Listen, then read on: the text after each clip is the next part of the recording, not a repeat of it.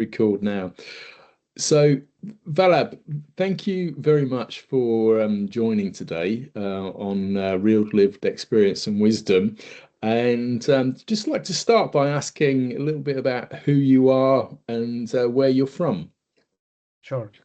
So Jeremy, thank you for having me on this, kind of a candid conversation and giving me an opportunity to share my experiences, lived experience that you say, I really like that term.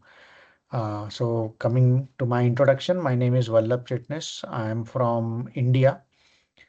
So India is a place where, it teaches you contrasting, life. So you will see chaos as well as calm. You will see noise as well as silence. You also see success as well as surrender. So like, most of the people in India, I grew up in a middle class joint family.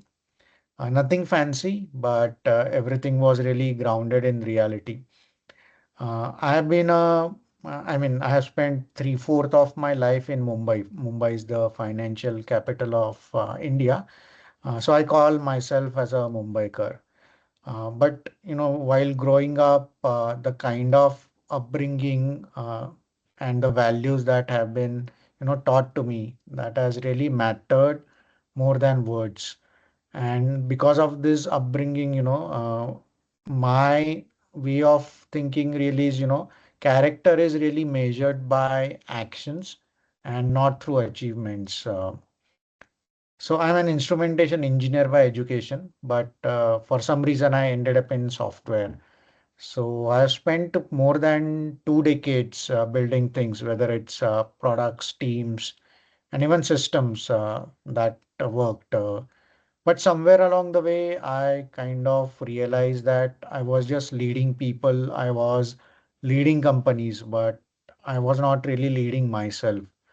Uh, but now with Intivel, I'm doing both. So I run Intivel, a wellness company that I co-founded with Shivani, where we bring physical as well as mental wellness together to create that change that really lasts, whether it is for individuals or even for the organizations. So it's my way of merging two worlds that I've lived. If you can say that the outer world of performance and the inner world of peace. So that's really like a gist of my journey so far. Okay, and in terms of your story, because there's a real long journey there in terms of going from a software engineer to what you're doing now. So what really formed that journey, and what were the sort of the major influences? I mean, it's been a while since I shared this story, but this is going to be interesting because Mhm. this is not really one story. There are two stories that I say, or really like two lives, life one and life two. So right now I'm living in my second story or second life that you can say. But to go back to the times, the first story really ended for me when I was diagnosed with acoustic neuroma, a rare tumor on the main nerve leading from the inner ear to brain. So my left side was impacted. Um, the surgery wasn't easy. There were complications. That kind of, left me wounded both physically and mentally. And now that I think back, it's been 3 years now, but now if I think back on, during those period, what it also did was, it stripped away a lot of layers in me. So you can say ambition, ego, even identity, for almost 6 to 8 months. That is something that was stripped away from me. And the second story really started one day. I was just sitting in the afternoon. I was on a medical leave. I was not really working during that time. Um, that was the day when finally said to me, like, enough is enough, and wrote a very raw and honest post on LinkedIn. I believe it's still there, about what I was really going through. And that particular single act of putting the truth out there, that kind of changed everything. So if you want to sum it up, it is not really about success. In my case, it is about transformation. So first my own, and now helping others through theirs. So if we break down the two stories, the first one was about achievement, success, career, recognition, or even growth. Whereas the current story is all about helping people, companies perform without losing themselves in the process. So that's really a interesting story. Yeah, and does that come from like that is that journey the way the way you've transformed? Does that reflect your upbringing, the first part, and that Indian culture is about like achievement, or is there a bit more to it than that? No, so I would contribute it to the upbringing that I had in my family because coming from a middle class joint family, it was like a very close-knit structure. Parents, brother, grandparents living in a very small house. And, I have seen my parents struggle, through how they brought me and my brother up, gave us the good education. Also, the lifestyle gradually kind of scaled up. Hmm. Along with that, managing their parents, that is my grandparents, handling their health conditions, all those struggles, and it's been since my childhood. I've seen that step by step. And if you see the medical thing in our family is been there for a while across generations, but the resilience that has brought in me, navigating all these medical challenges, that is something I would contribute it to the family environment as well as the upbringing and the values that my parents have taught me. And so it sounds like your parents had a big role. Were there any other influences? You know, you talk about your brother. Are there like books you've learned, films you've or books you've read, things you've learned, things along those lines? Yes, so definitely. So I have been really fortunate enough to have many teachers and mentors throughout my journey, whether it was in school, colleges, even my first job, uh, and across different companies. So the major thing that I have seen from them, or what they have really taught me, that leadership is not about control, but it is all about responsibility. But the biggest support system I would say has been always been my family, my parents, my wife, my son, my brother, and even our two cats that we have at home. So they have kept me grounded no matter what stage of life I was in or I am in. So they remind me, that balance isn't just really found in books, but it's with the people around you. So that is the human touch and the human connection. That is something has been a bigger influence. But of course, along with that, I would say the biggest teacher has been the life, the so far that I have been faced with. People who have entered, they have left. The circumstances that I had to navigate, even the health scares, and also the financial ups and downs that I have seen, So these moments typically are something that is never taught in classrooms or boardrooms, and that has kind of made me more resilient, trying to take one day at a time, one step at a time, face whatever the challenges are there, and think from more of a logical and at times non-emotional way, and just get on with it. Coming to books, yes, I have been an avid reader. Books really gave me the language to what I'm already feeling or what I feel here and there. But at the top of the mind, there are certain books that have really stayed with me. The learnings have really stayed with me. And whenever I get some time, I do go back and, at least browse through some of the pages that I really found it useful. So I can name few books like Man's Search for Meaning, Flow, then Start with a Why, then Ego is the Enemy, mm, Comfort Zone, and more recently, I have been reading about Stoicism. So that is something. So some of the posts that I write on LinkedIn are kind of inspired from Stoicism. Mm. So that's how, if you say books, that is how it has been there. Music, yes, I was kind of a hard rock fan, hardcore Well, rock fan. Yeah, during my engineering days. So you say Metallica, Pink Floyd. I had all those CDs, MP3s, everything. I used to uh, have those played on a very loud volume at home. But since then, but now it's been more of a unplugged versions. More slower, simpler, and more real. Nothing too loud and fast. But my son has now started learning guitar with pop and rock bands. So probably I kind of relate or go back to the memories when he starts playing those songs here and there. yeah, But I yeah. believe that just life, moving from volume to probably a depth, understanding life more in detail. Yeah, yeah.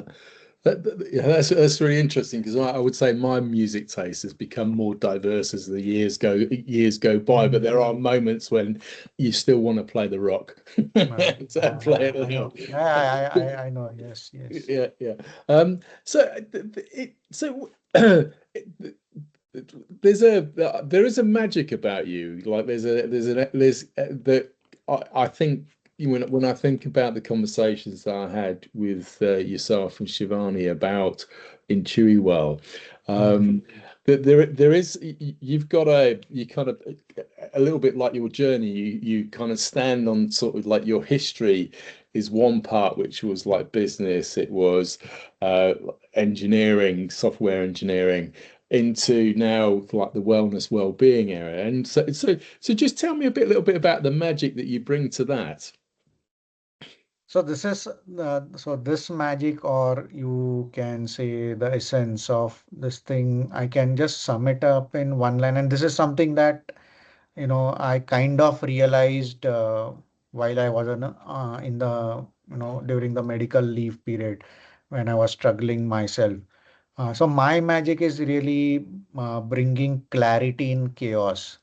So this is something, time and again that I have walked into is, messy situations. So whether it's a team issue, whether it's a business problem, or it's someone's personal confusion. So I have that knack to understand the patterns that are underneath it. So that's something that I haven't learned from books. It is something over a period of my life experiences, working with so many people across diverse cultures, that has taught me in a hard way. Um, but if you see, after going through these health challenges as well as different career shift. So what I'm really looking for is now something that is true and essential. I have stopped chasing complexity. And so if you see, I mean, in most of our conversations, you would have realized that um, it's the simplicity that I bring in to every conversation, every decision, and every person I work with. I don't know whether it's true or not, but people at times have said that I make things simple. It is not because of the knowledge or the experience, but it's simply because the way I have navigated things throughout. So again, the essence you can say is bringing calm where there's noise, and direction where there's doubt. So to me, it's not about being right. It's all about helping others see things clearly so that they can find their own way. Because that's the foundation of everything I do, whether it is at work, in personal, professional life, or even if it's at individual. Yeah, so that's really interesting because when I think about what you're saying is, emotions and feelings like tell us Mm. tell us what's going on, but actually that you can either like follow those emotions and feelings and be knocked off balance by that, but Right. ultimately taking steps forward is what you need to do, but sometimes you don't. So Right. being able to be calm and understand what's going on and then find a route forward is like I think is a huge asset Mm. to have. And I know in my own personal journey, I've kind of not always been able to find the steps forward. So to find someone who's able to do that is really good. So in terms of like your values, do you have certain values that you have, and they're ones that you aim and you go towards, and you have others that you try and steer away from? Yes, so definitely there are certain values, those are non-negotiable in terms of that. One is basically I believe in discipline and consistency. Those are something non-negotiable for me. And I try to have others and who are working with me to build those things because personally I believe that that is something that shows your commitment not to others but for yourself. So if you see self-discipline and consistency is something that you do for yourself and not for others, so that is something of a value that I truly believe in. Hmm. And how did you come to those values? Is that just what you have inside you, or is that what you've had to learn on the journey? Okay, so this is something I elaborate more when I do kind of a career mentoring with students from 8th standard to let's say 12th standard in India, right? So I always tell them that each and every person, they are born with certain skill sets. Inherently, they are born with certain skill sets. It is just a matter of either yourself or someone trying to, bring those skill set up. I would say that I would call them as your, inherent personality or inherent strengths that each Hmm. one of us has. And once you kind of unlock those, whether yourself or through a mentor or whoever is your guide, along with that journey, that makes you unbeatable because once you understand yourself, once you know what are your strengths, and I don't believe in calling things as weaknesses.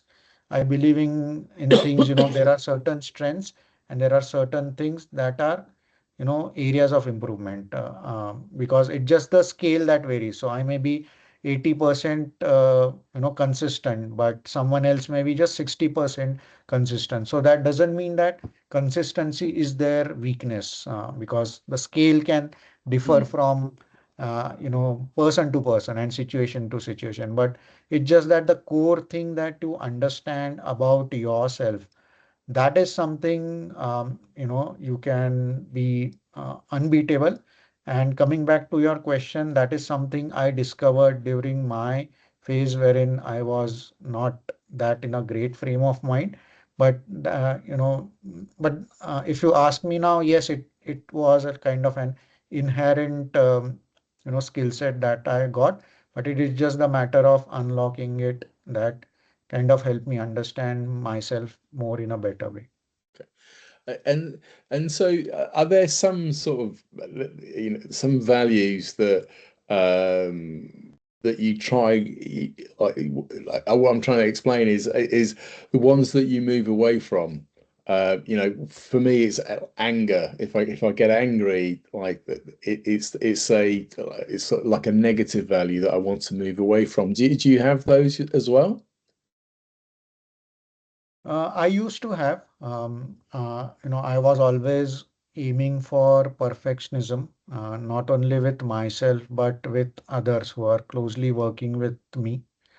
That is something that I have worked on pretty much for a couple of years now, and that is something I have moved away from. So you can say that that is the value that, now I no longer kind of aim for in myself as well as with others. But, there are, incidences when that comes into the picture and you kind of, start going back to your, past this thing. And I mean, the most easiest person who can relate it to probably would be Shivani or my wife, who can say that it's you are again going back to your this thing old self, wherein you're trying Mm. to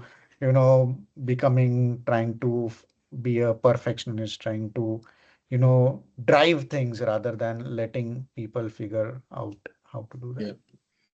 Yeah. Yeah, I can relate. I can relate to that. I mean, it's a terminology I've picked up is the stickler.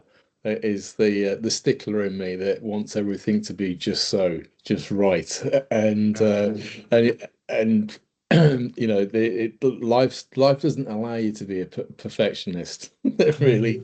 Yeah. Um, Yeah, another thing that I have learned from my wife is, trying to reframe certain things, so especially with my son, there has been a lot of incidences wherein I used to talk in very particular straight, sense, but my wife was really like helping me understand like how to reframe that.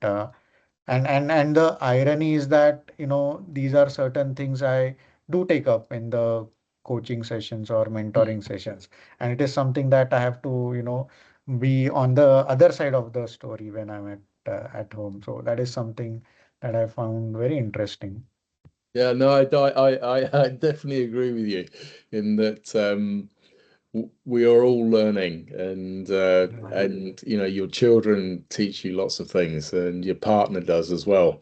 And so I mean, and I think that is a big awareness, isn't it, that you generate over time, Yeah. is to be able to take that constructive advice from other people. Correct. Um, and yeah, and from what you're doing now and your history, what would you say your big why is now? You talk about helping. Is there something else within that?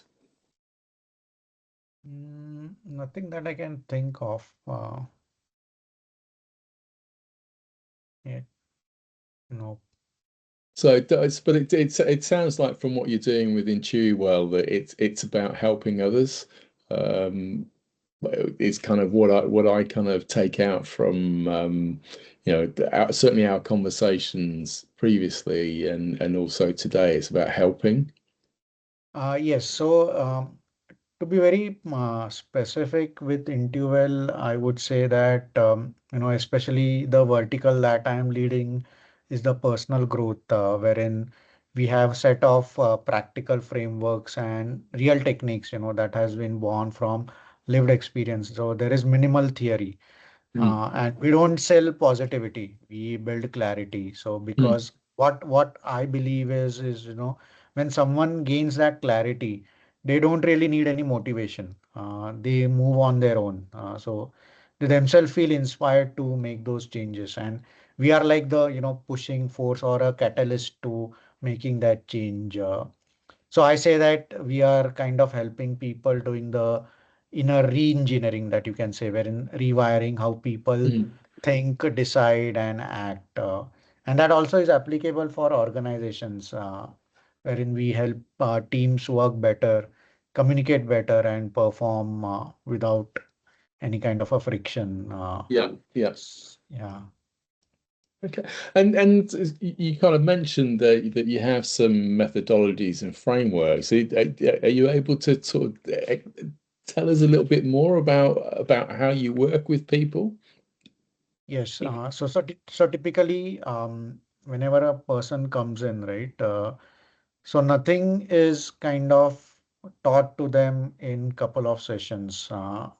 Initially, they go through a series of tests um, across different segments, whether it's their personality test, whether it's their emotional side of it, whether it's their leadership, depending on, what kind of, areas they want to work upon. Once we get the results from those, we kind of sit one-on-one, discuss about them, go through them in detail. And again, it's not marks or grade, anything like that. It is like a very frank conversation, like what, you know, the results really mean. And then we try to relate it to some of their experiences, some of their, current challenges, past challenges, and see how those things are relatable. Mm, And taking that as the pointers, we then, work on each of those aspects. So, for example, if someone has a challenge in, if someone takes up, let's say, and their colleague takes up credit for their work, I'm just giving yeah. some random examples, then how to navigate those things. Uh, so again, we teach them, if this was the scenario, then you have about option A, option B, option C, and then there will be pros and cons of each of these options. So what would you choose? And then we will help them navigate why it was a right pick or why it could have been another pick. It is more like a role play, case study based, but through their own experiences. Mm, Along with that, we have tools and techniques for time management, decision making. Again, something that, kind of a mix of what's already there in the market or what's already been there with modifications that I have personally found it useful. So that's how we play it. Then post that, they have to really apply it into their day-to-day environment and come back to us with the insights of whether it worked, whether it did not work, and we kind of help them go one level up on that side. yeah. Yeah, because in Chewell's it is holistic, isn't it? Because you've referenced there some business and career elements, but actually there's more to it. There's also the physical health part. So do you Yes, want to explain a little bit more about sure. that? Sure. So the idea really came when Shivani and we were working on a project last year. We are working on a kind of a rating for packaged foods, basically in India, trying to give an awareness or knowledge to the consumers, saying, this food product is good for your health. This may not be the good fit. But then we realized, we worked for almost 3 to 4 months on that. We did good kind of a research with consumers as well as FMCG companies based in India. What we realized was that this concept was not monetizable. And then we were kind of thinking like, what else can we do? So Shivani had certain challenges that she found during her course of the work that she was doing. So she said that, let's say someone comes for a weight loss or someone comes for, diabetes control, they kind of I mean, they enroll for a program, they be there for 3 months, 6 months. But what was lacking is, the mindset part, why they want to make those changes, why they want to, have a better health. So the mindset part was something that she found was, lacking in with her clients. Mm. And for me, while I was mentoring, coaching, right from students to mid-career professionals, what I realized was that, they have all those skill sets. They have everything at their disposal, whether it is tool, techniques, tech, everything. What they were lacking was, the right kind of nutrition.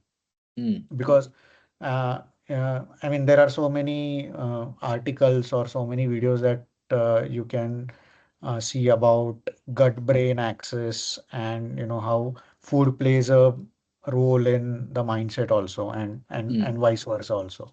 So that is something that we found, something that we could, work together. And that is how Intuvel came into, picture. We formed a formal company wherein we started with the nutrition and diet program, which is led by Shivani. But in that, there are certain sessions that are on the mindset front, which I take, and vice versa. In the personal growth, which I lead, Shivani takes few sessions on nutrition and mhm, diet, as well as at times provide them with a diet plan, for whatever period, 1 month, 6 months. mm. Yeah, I find it fascinating because it's kind of, to me, that also echoes quite a lot of what I'm trying to do with Mind Me as well, is to make it holistic. So, the kind of coaching and mentoring you get is, it's on all aspects of your life. So, we've got a lot of founders and entrepreneurs now. And usually you find there's, if you focus on one area, so like the business, another part of you doesn't work quite so well. So in Right. my case, I got wider and heavier. So you then need that help and that coaching around like your physical and mental health. Sure. And while during this course, I mean, the initial clients that they came, we found that there were also certain gaps in our Mm, programs. So it was not like the perfect thing. So while we call it as an integrative, combining nutrition and the mindset, what we realized was, there are certain missing pieces. So for example, there were certain clients who had some, some muscle problem or bone problem, something. I'm not able to recollect that. mm, So we found, there was a need for a physiotherapist who can, give those kind of an exercises. Then we realized that, people are following a diet plan. They are working on the mindset also, but they are not able to do some physical activities. Then we kind of partnered with a physical trainer. Then we realized that, there are certain things like I am like a very direct person. So if someone comes with a problem, I'll, tell them about so many things. I'll guide them through certain techniques, but we needed someone who could listen to them, so we kind of brought in a psychologist. So like mm, it's kind of a layered, so person comes in depending on the need.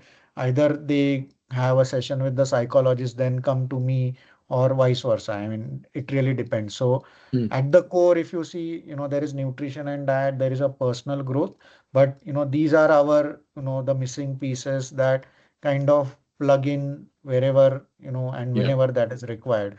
So that's why we call it as an integrative, wherein we don't force to, enroll for everything together. Mm, You start with one direction, whether it's nutrition and diet or through the personal growth.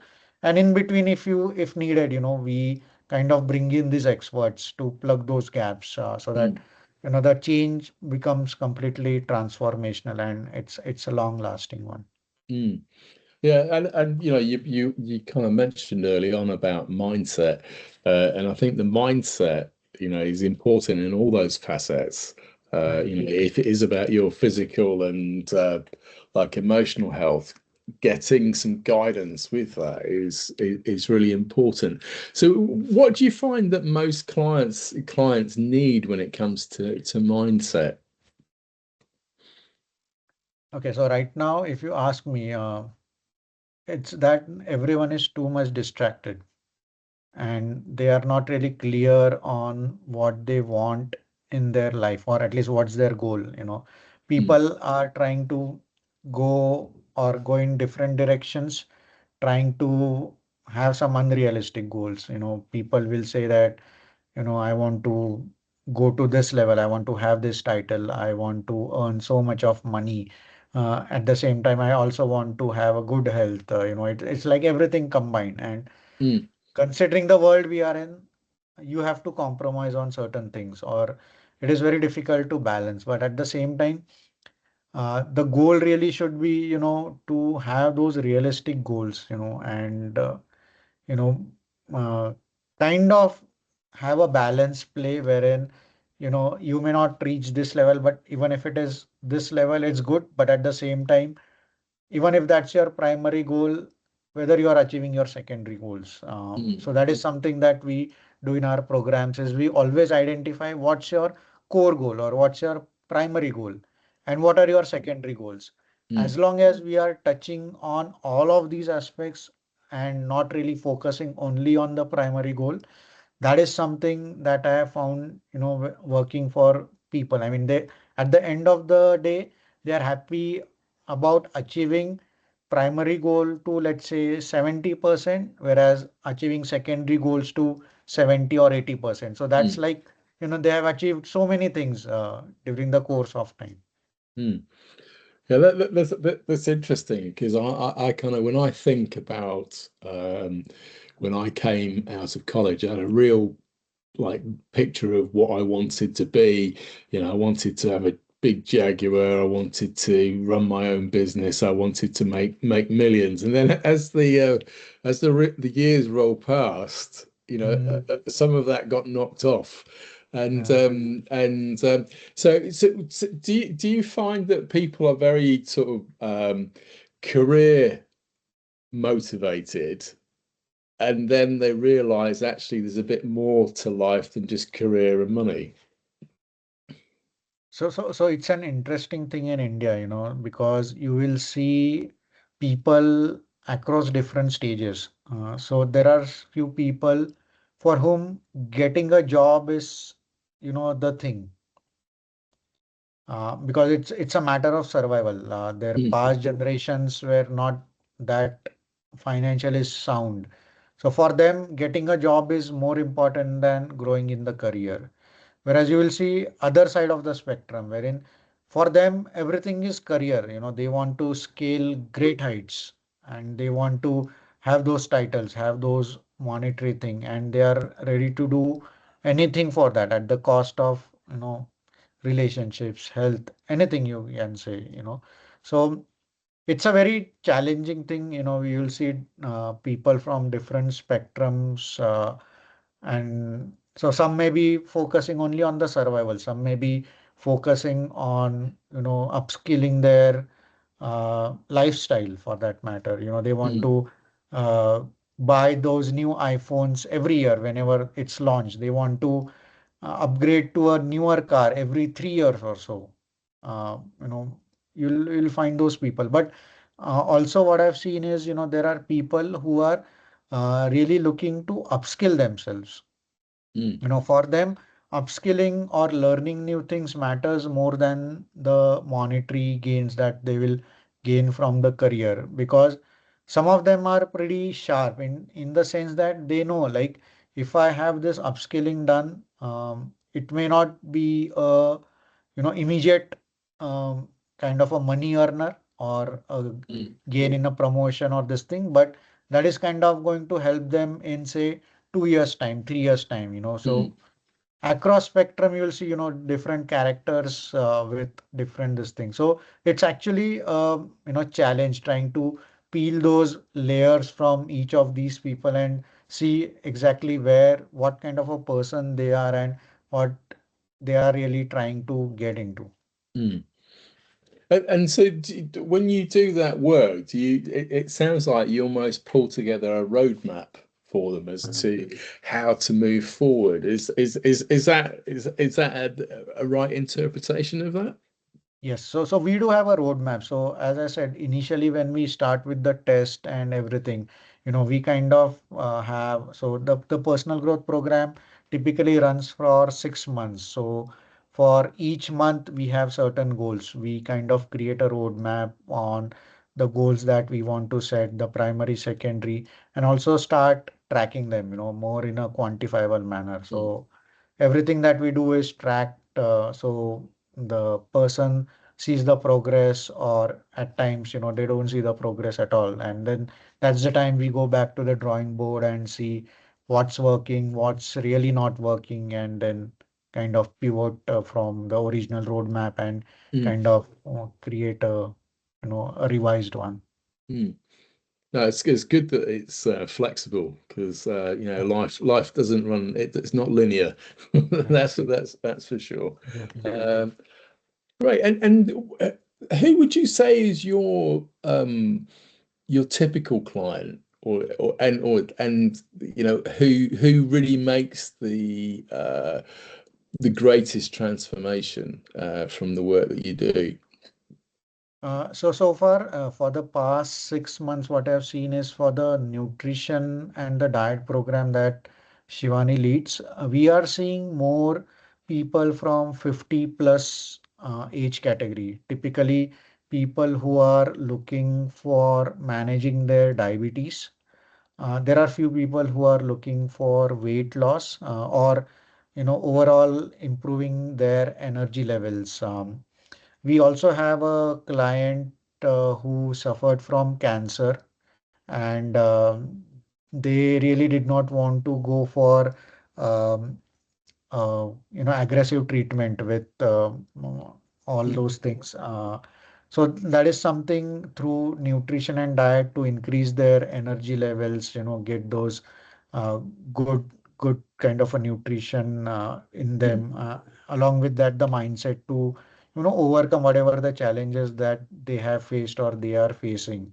So this is one kind of a group, but specifically for personal growth program, we are seeing mid-career professionals, typically 40 plus age group, who are not really happy with their career.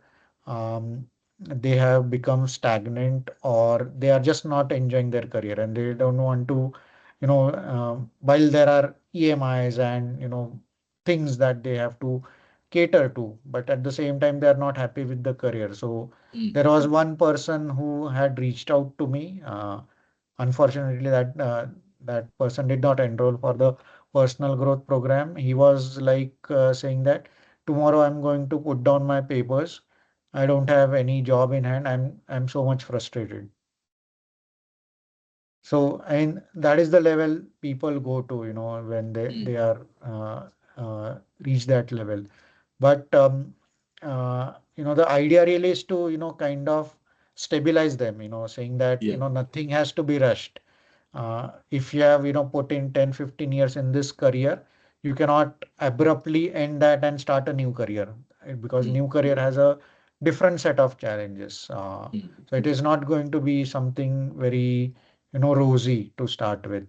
So first thing is to help them understand, stabilize, like these things are going to take some time, and create a roadmap. Fine, you want to make a career shift, career transition, that's perfectly fine, but we have to plan for that. And it cannot yeah. be randomly. Just because you are seeing Instagram influencer earning so much of money, it doesn't mean that you are going to be an influencer tomorrow. Yeah. It requires a different skill set, different mindset for that. Whether that is linked to your personality, whether you have those skill sets, we go back Mm, in a reverse manner and try to find what is a sweet spot and see whether the career option they want to go after, they want to choose, or are they monetizable? Are they Will they be able to enjoy that at the same mm. time earn money? So I mean, there are so many nitty-gritties here, but I believe you got a gist of it. Yeah, Trying to. it's interesting because for me, I can relate to it as you progress through your career and you've mastered some and you kind of I kind of rose up relatively quickly. Then I hit a level, Mm, and then you start looking around. Okay, is this it? Is this it? Have I got yeah, more years of doing the same of this? yeah, yeah, And I think you do need some help with that, sure. some management of that, particularly where you feel stuck Mm, and unhappy. And sometimes because we We just think is our career and what we do on the work side as the big thing. We forget about the other parts of life. And so you don't have to put so much weight onto necessarily your career, when you get to a certain point. And I think that for me has been a learning. Yeah. Do you think that's a common thing in India that people do put so much weight on career and earning money and forget a little bit? Because to me it sounds a little bit counterintuitive to when you think of like all the uh, like meditation and yoga and all these uh, these things that we in the West have found, that Mm, we kind of think in India everybody's sitting there meditating and they're really chilled out, but actually it doesn't sound like it. Sounds like they're getting some of the same challenges. yeah, so India is a very, culturally diverse. So what you see like the meditation, breathing techniques and everything, right?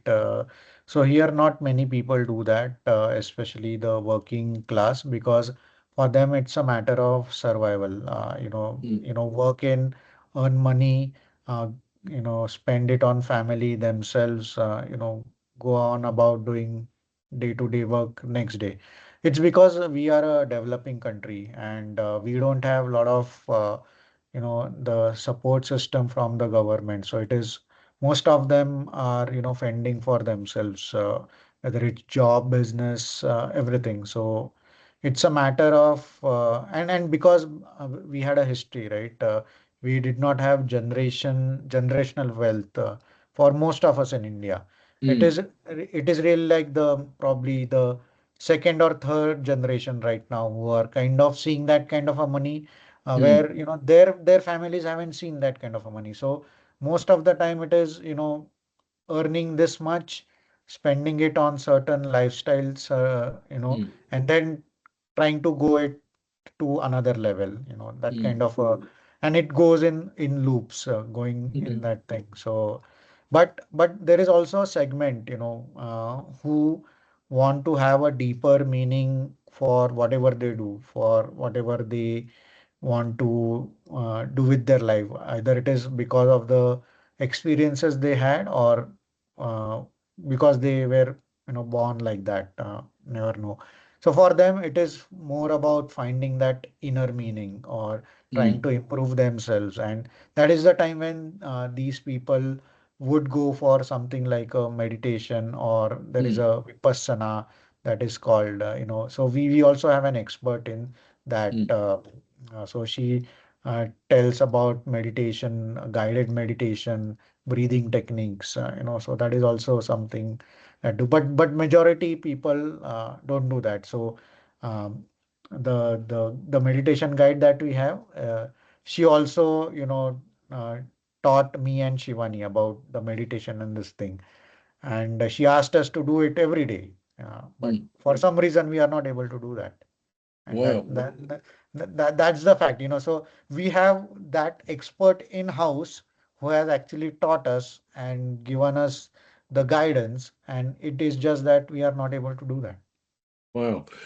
See, that there was me thinking that deep down inside, all Indians knew how to chill out and Mm. to sit down on a mat and meditate or do yoga. Yeah, So that's a big urban myth busted. yeah. I mean, you will find a very small segment of people doing that pretty regularly. I mean, you will find there are so many courses, so many workshops that take place, but after that, no one is really serious. So out of 100, probably you will find one person doing it consistently. Wow. Interesting. That's really interesting. I would never have believed that before this conversation. So do you do any of this now? Do you do any breath work and yoga work? You're not necessarily every day, but do you do that? Do you find time to do that? Yeah, I do that, but it is not regularly. It is just that when I'm too overwhelmed, it is something I just want to, you know, again get back to my normal state. Yeah. I kind of take 24 hours off, completely off, Yeah. nothing doing, no kind of work. Mm. Um, I mean, I won't sit there and just do the meditation, but I would distract myself, whether be in catering to my home garden or just, Mm. sitting calmly and just focusing on the breath. So I won't even close my eyes or, sit in a position and do that. But it is just about sitting in a chair, sitting on the ground, wherever I could find, and just focusing on the breath.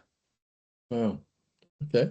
And you so it sounds like your garden is also that place that you find you relax.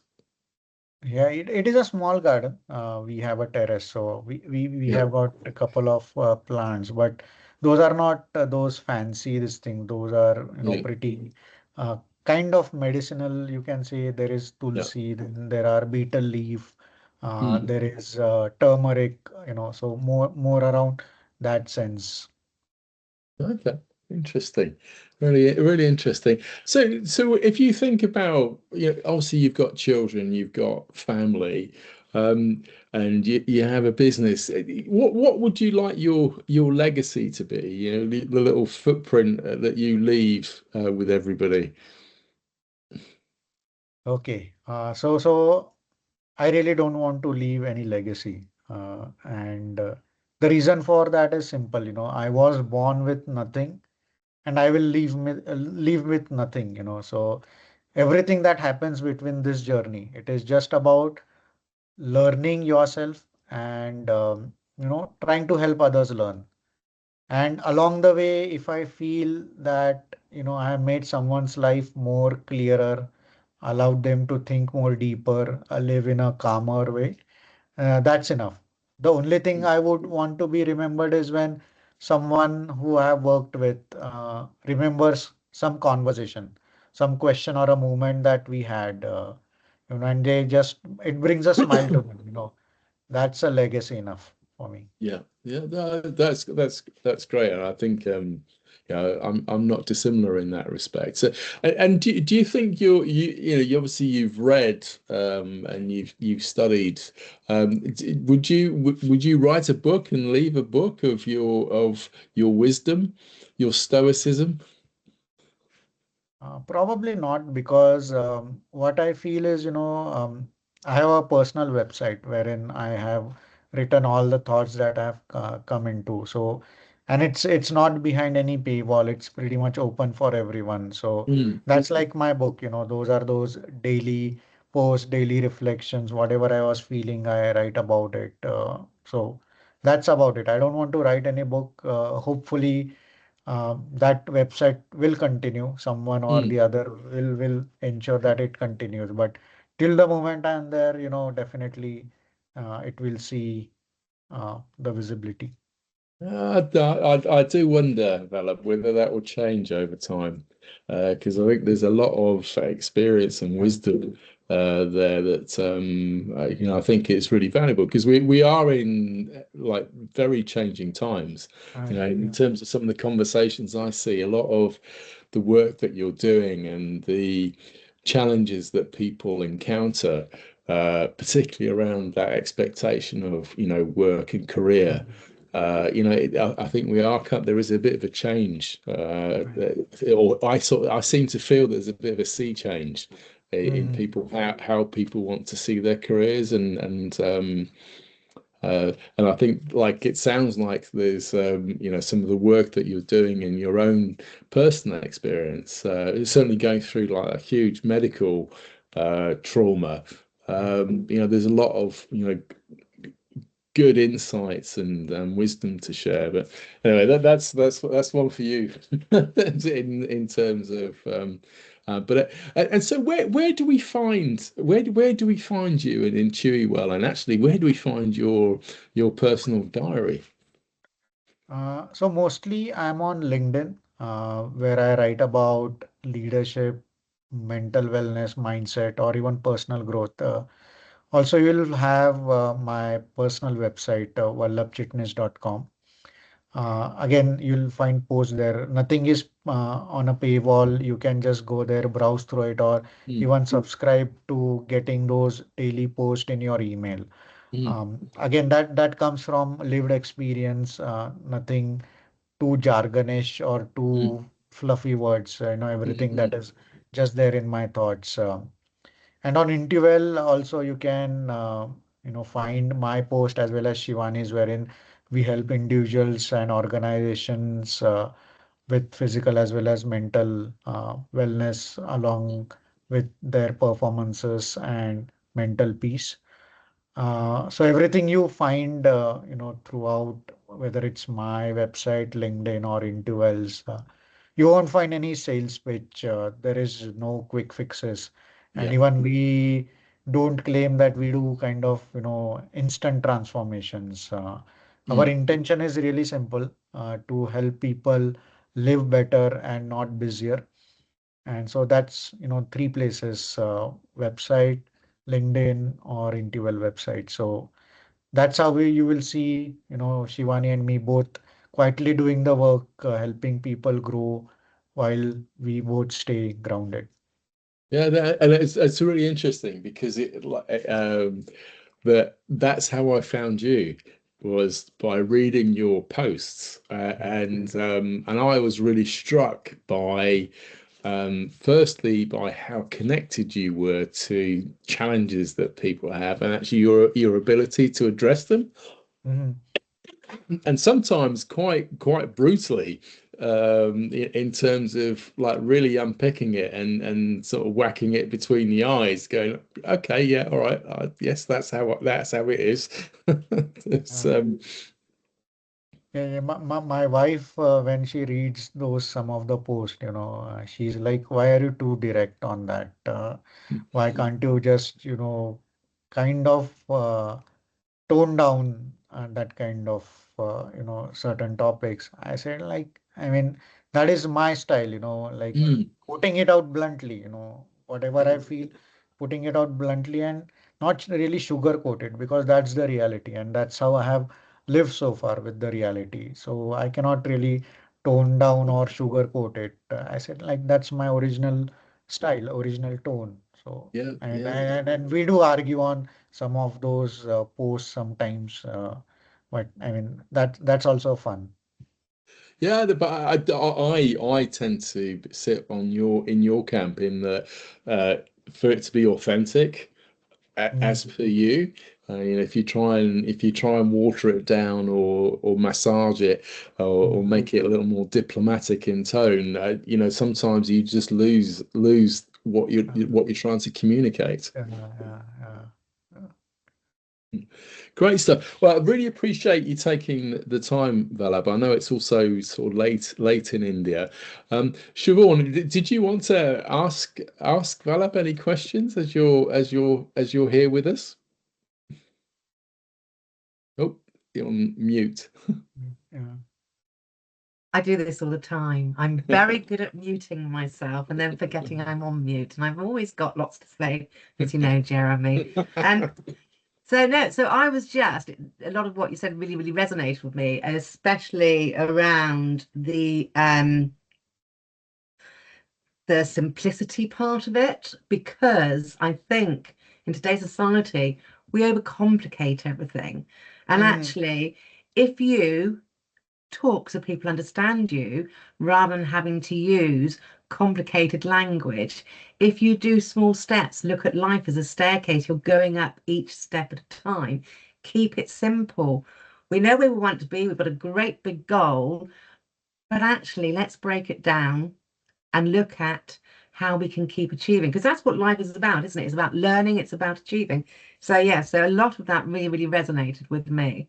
And the bit that doesn't resonate is the I am absolutely terrible on social media. I've never got my head around it. I didn't use it for years. And then going into setting up my own business, I realized I had to, but I am still an avoider. So maybe that's something you can help me with. But okay. no, really, really fascinating. Absolutely. Yeah. So Even I wasn't on social media for, years. I was just like a silent spectator. I just had those accounts and, I was not really, but since, the second story part that I said, I've been pretty much active on social media, and that is what kept me going. And I won't call myself as a pro, but it is just something, I don't go out with a strategy to, talk about things. It just that something comes in my mind, I just go about and writing it down. And so far, it has worked for me. I mean, I'm started to rank on certain keywords on Google as well for my personal Oh, website. So, cool. yeah, That's really There we good. go. There we go. There's a connection to be made there. Absolutely. Absolutely. Well, that's fantastic. Well, I really appreciate you taking the time, Vallabh, and also Siobhan for joining. I'm going to stop the recording now, but well, thank you both very much. thank you. It was a pleasure Take having care. this conversation.